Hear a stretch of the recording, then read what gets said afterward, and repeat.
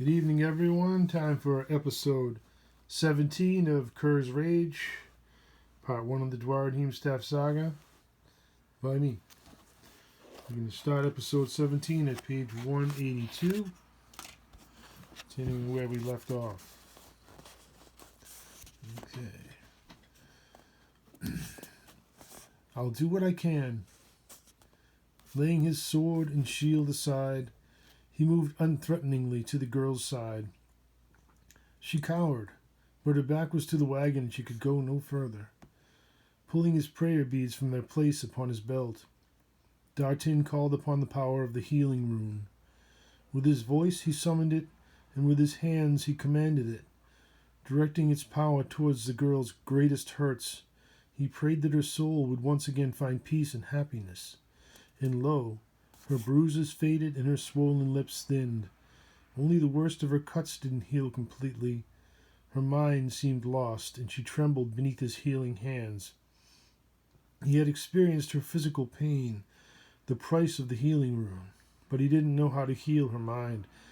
Perhaps in time, Odin would grant him such power. "Carmen," Kalo said, still tugging frantically at the necklace, "I can't find the clasp." She used the firelight to search for it. "There's nothing here, Kalor. It looks like one finely wrought piece. There's no clasp, none at all, and it has a strength to it that I can hardly believe." Gathering his composure, he would have to deal with the dreadful news later. Let's not worry about it now. We should see if there are any more survivors. They found several more wounded gypsies, and D'Artin saved them. They searched carefully and found a woman and her children hiding terrified beneath an overturned wagon. All told, 20 people had been killed. Only a handful of their family had survived. The poor girl seemed mindless and shrank away from every touch. Her eyes saw visions of ghosts that weren't there and didn't seem to see the living at all, except to retreat from the phantoms that she saw in their stead. Little did D'Artin know that his words had reached her, or perhaps his desire for Odin to comfort her, for the girl saw herself floating among the clouds. Before her, a great tightrope stretched, like the one that her acrobatic troupe used to entertain crowds of onlookers. A middle-aged man in a white flowing robe floated down from the clouds above her. A wreath of thorns rested upon his head. His hands reached out to her. Palms relaxed yet facing forward, and his eyes reflected a great sadness and wisdom. "Follow me," he said, "and I shall teach you to walk." Turning away from her, he began to walk the tightrope. Obediently, she followed him. An infinity of clouds danced all about her, and she wondered if there was an up or down in this man's world. Soon they reached the rope's end and came upon a narrow bridge of ropes and wooden planks. It too led off into the clouds. Turning to face her, the sorrowful man again beckoned for her to follow. "Follow me," he insisted, "and don't let me get out of sight." And again she followed him, feeling as if there could be nothing more natural in the entire world. They followed that narrow bridge among the clouds for a while, but soon the mist grew denser and the man's pace quickened. It was soon too fast for her to keep up, and he disappeared into the clouds. But he said not to let him get out of sight, she thought. Suddenly, she felt terribly alone and horribly frightened. She could think of nothing else to do but cry out his name, although she didn't know how she knew it. "I can't see you," she cried. "I love you." And then there came a dreadful silence. The clouds spun her about her, and she fell from the bridge. She could then hear the man's voice speaking within her mind. "Then you need not worry," he said, "for I am always with you." And fall she did, into an exhausted, peaceful sleep. That segment was a dream that I had about encountering Christ. Pretty much exactly the way I remember my dream. So I put it in the book in this place. Kerr and Kalor continued to search the fallen for signs of life. All the brigands, except the one that they had captured, had been slain, and 3 of the gypsy men who'd come to the rescue had survived. They carefully brought the wounded to D'Artin for care, and Carmen assisted. D'Artin tried in vain to revive the old woman, but her spirit had already passed on, and he knew of no rune that could bring her back. Dozens of riders approached from the south. Tarek insisted that he be tended to last, claiming that though his wounds looked severe, they were not that bad. He refused to take his eyes off their prisoner, and his hatred of the orcs burned within him. When Carmen came to tend to him, she was shocked. "Tarek, your arm, you're cut up almost everywhere." "Looks worse than it is," he said. "The poison is finally starting to wear off." He never took his eyes off of their prisoner, even for a moment. "I could use a little bandaging here and there, I guess." "Poison? Here and there? Sit down and let me clean your wounds. Leander can keep an eye on him." "I won't let him get away," Leander assured him. "See that you don't," he mumbled, before finally succumbing to loss of blood and passing out. Cradling Tarek's head in her powerful arms, she gently laid him down. "Dartin," she called, "I think you'd better have a look at him." "Just a second, Carmen," Dartin answered. "I'm just finishing with this man's bandages." It was difficult to care for so many wounded at the same time. The rioters entered the clearing, fanning out to investigate the carnage. Kalor ran out to greet them, finding their leader to be none other than the chieftain who'd entertained them the night before. Sitting atop a jet-black stallion, the voivode was no longer in his ceremonial robes, but was instead protected by a suit of fine mail. He grasped a wickedly curved scimitar and wore a small circular helm. "Who did this?" he said. "These Kalderash are entertainers and had little wealth to steal." He shook his head. "How long ago did they flee?" 10-15 minutes ago at most, and we've captured one of their men." "Ishin," he called, "take 20 men and pursue the thieves to the north. Leave the rest with me to tend to the wounded. Bring me their heads." To emphasize his insistence, he spun his sword about his head, urging them to speed. "Young gnome, take me to this prisoner." The fires were diminishing. The chief looked about the glade, grieving. Seeing the old woman lying motionless before him, he gasped in horror and stumbled to his knees. "Ashara, Ashara," he cried. "How could they do this to you?" Leaning over her, he picked up her body effortlessly. Tears welled up within Kalor. "We did our best to save her, but it was too late. I'm sorry. When I first saw her many years ago, she was the finest beauty among our people. Even now, some of her loveliness shines still.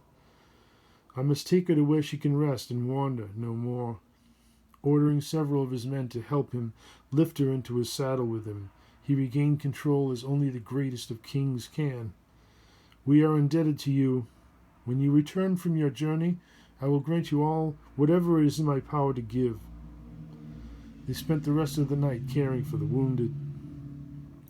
Ishin and his search party found 3 more brigands hiding to the north and slew them. Though they had continued their search for hours, they couldn't find the stolen wagons or the mysterious rider who'd led the attack. Somehow, their enemies had been able to outdistance them, although they were slowed by heavily laden wagons. More strangely, the wheel tracks and hoofprints had suddenly ceased, as if a line had been drawn in the sand. Further searching revealed no physical attempts to hide their trail. It was as if they'd simply disappeared. "Why did you attack the caravan, dog?" Leander asked. "They had no gold nor other treasures? Or was it merely for the pleasure of it?" Stepping on the beast man's chest, he studied him. Tightly bound to the base of a wide tree, their prisoner stood no chance of escape. Reddish skin, thick black hair, and oversized canines revealed his ancestry. He was a bestial parody of humanity, and his disposition was little better than his appearance. He stared back into Leander's eyes with disgust and hatred, seemingly defiant to the last. "I'll ask you again," Leander said, holding his razor-sharp scimitar inches from his throat. "Why were you raiding this caravan?" Spitting at him in disgust, the bandit then clamped his jaws tightly in defiance. "Maybe we should bleed him a little," Kerr said. "This is one Hork who won't see the light of another dawn." "Hork?"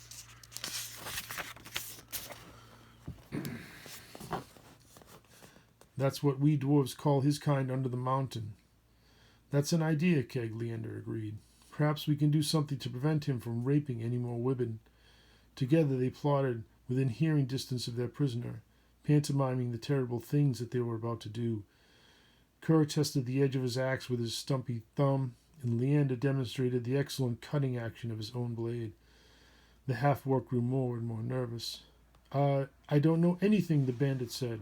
I was just following orders. The pain of his wounds and the lack of rest had finally broken his resolve. What were your orders? We were searching for a staff and some kind of necklace. The rest of the loot was ours to keep. You'd better not be lying to us, Hork, Kerr said, tightening his grip on his axe. That's all I know, I swear. Who was your leader? Leander asked. Og Elvenbane. He'll be back to kill you all. Yeah, but you won't be around to see it. Ishan, take this man away. We're through with him. The gypsies would question him further, and in their own way, dragging the bandit away, they loaded him onto a pack horse. He was helpless, and he knew that his chances of escape had just gone from bad to worse. He directed all the curses that he knew at them. The gypsies showed him no mercy or remorse. A new dawn breaks. D'Artin, Carmen, and the gypsy healers had their hands full when their injured patients awoke. It took all their skill to ease their suffering. When the poison within Tarek's arm finally wore off, his pain returned, and his cries of anguish could be heard for miles around. D'Artin went to him and called upon the healing rune. Tarek's pain was at once his own, and he cried out in agony beneath the weight of it. But Odin answered his prayers, and they were healed. In the end, all that remained of Tarek's wounds were thin scars and soreness to remind him of the battle. Rest now, D'Artin urged. I still have more patience. Where's the orc? I hope you didn't let him get away. Relax. Ishan and the gypsy fighters have him well in hand. He could have useful information. I want to talk to him. Leander and Kerr have already interrogated him. He was a lackey, nothing more. I'll send Kerr over to speak to you. Please do. It was clear that Tarek had little faith in their persuasiveness. I spoke with the gypsy chief, Kalor said to Carmen. He gave us his farewell blessing.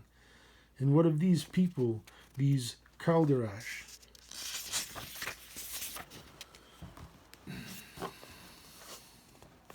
They will join them in their travels south, he said. He also said that in time their wounds of the heart would heal. Is this all that is left of these people? I don't know, but it doesn't seem like such a bad life. They are one people, one great family. Oh, when the chief says that his daughters will wait 1 year for their return. Whose return? Leander's and D'Artin's. If they return within the year, they will have brides waiting, and even Carmen smiled at that. The morning sun brought welcome warmth after the harrowing night, and the gypsy dead were laid to rest with their feet pointing toward their homeland. The bodies of their enemies were burned, and the refugee families joined the voivode's larger caravan. The gypsies left on their southward trek. Together their families would survive. Their numbers, once counted in thousands, could now be counted in tens, and none of them could remember when last they counted 100. But the family was still strong and would one day be glorious again. The companions resumed their travel northward. They had received parting gifts of finely woven wool blankets, so skillfully made that they would retain their warmth even when wet. No better gifts could have been given to adventurers headed north into the cold of winter. Tarek resumed his scouting position upon Windrunner. Occasionally he took pause to flex his arm in remembrance of his wounds. I pray that my sword doesn't fail me, my friend, when next we go into battle. With a shake and a nod, his noble steed assured him that it would not. Carmen rode closely behind him with newfound confidence. She thought of how proud her father would be to have a paladin in the family, while beginning to understand the price of the burden of the title as well. D'Artin's horse bore many scars from the owner who previously possessed him. Grog knew that the stallion had great potential, but his owner's whip had nearly ruined him. So great was the blacksmith's pity that he had insisted on buying him, and now within D'Artin's kind hands the horse was slowly coming into his own.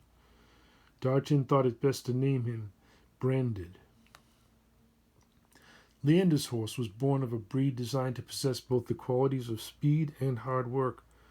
He could pull like a draft horse and run like the desert horses of Arundel. He'd named his horse Aiden, which meant fire in the tongue of his ancestors. The name was doubly fitting, because the horse had a mind of his own and would let none save Leander or those he'd given permission ride him. Lastly, Kalor and Kerr rode upon the pack horses, trailing behind Aiden. Kalor made the most of the uncomfortable journey by studying the necklace that he wore with a small mirror that he packed. Kerr sat spread-eagled and uncomfortable, issuing endless complaints about the horse that he rode. His names for them were rather affectionate after a fashion, Mr. and Mrs. Cobb. It was clear that he didn't blame the beasts for his discomfort. Nonetheless, he was in a most foul mood. In this fashion, the party wound their way northward, passing out of Wayfarer's Wood and onto the Great North Road. Soon they would reach the shores of Black Lake and then the iron gates of Newfoundton. Afterward, they would forge ahead to Nordtown Village and whatever mysteries that they would find there.